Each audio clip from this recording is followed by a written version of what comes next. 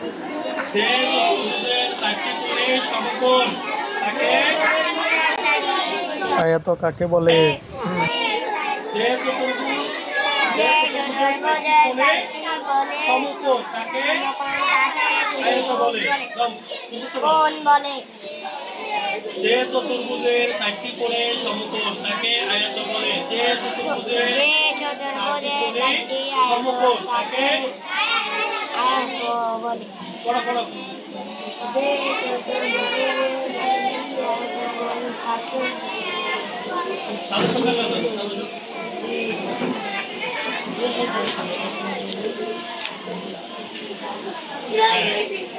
তাহলে হলো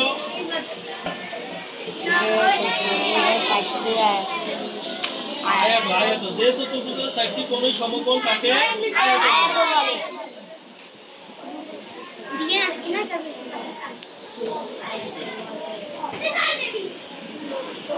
তো পড়ো না, তোমরা পড়ো না।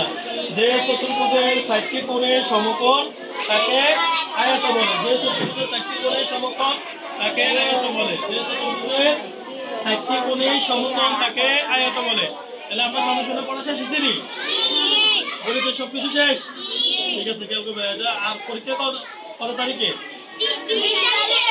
আর কি সময় আছে? আজকে 18 তারিখ, তাহলে 19 তারিখ কালকে। 19 তারিখে তো যেদিন যে বিষয় এই বিষয়টা করতে হবে, তারপরে কিন্তু পরীক্ষায় সময় আছে নি? শেষ করিয়ে নেবে, ঠিক আছে নি?